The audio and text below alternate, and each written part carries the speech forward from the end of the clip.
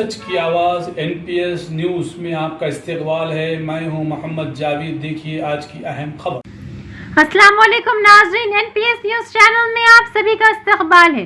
आइए डालते हैं आज की अहम खबर पर एक नज़र।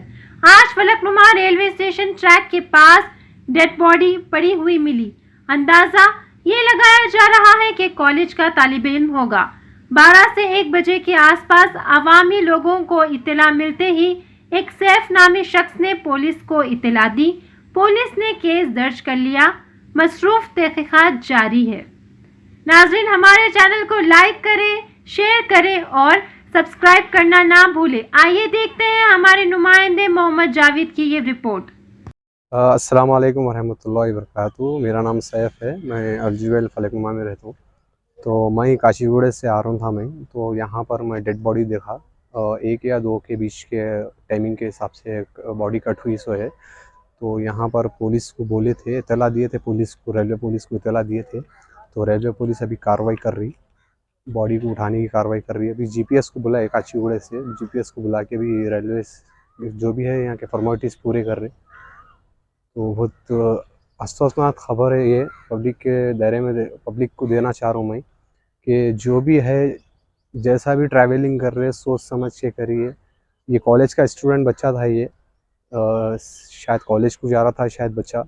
तो इतना बड़ा हादसा हुआ अपने हैदराबाद में, यहाँ पर फलकनुमा स्टेशन पे रेलवे पे हुआ। सो ये ट्रैक पे बॉडी के 2 टुकड़े हो चुके हैं।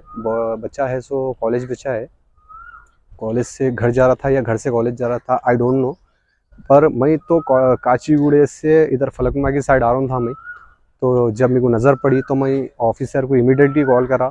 इमीडिएटली कॉल करके सर को बोला कि सर ऐसा डेड बॉडी पड़ी हुई है, इसको क्लियर करिए यहाँ से। बोले 2 ऑफिसरों को यहाँ पर भेजे, अभी जीपीएस वालों को भी कॉल करे।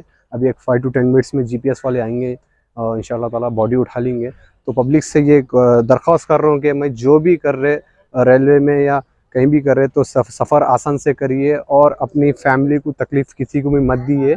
और कॉलेज बच्चों से ये कह रहा हूँ कि जहाँ भी जा रहे सेफ से जाइए, सेफ कंडीशन से जाइए।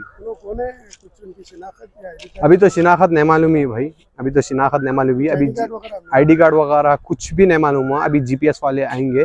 हम लोग भी यहीं ठहरे हुए थे जब एक्सीडेंट 1 या 12 o'clock के बीच में वो एक्सीडेंट हुआ ये।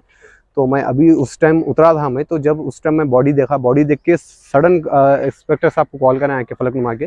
तो कॉल करके 2 जवानों को भेजे उन्होंने उसकी शिनाख्त करने, उसकी बॉडी देखने जवानों को भेजे। तो अब उन्होंने जीपीएस वालों को भेजेंगे, वहाँ से आके बॉडी वगैरह उठाएंगे। उसके बाद आगे की कार्रवाई लोग ऑफिसर्स करेंगे। उससे ज़्यादा मेरे को आइडिया नहीं है। जितना मेरे को आइडिया था मैं उतना मीडिया में बोल सक रहा हूँ। और मीडिया के ज़रिए मैं पब्लिक को ये रिक्वेस्ट कर रहा हूँ कि जहाँ भी जा रहे सेफ से जाइए और पेरेंट्स को तकलीफ़ मत दीजिए। जज़ाकल्लाह।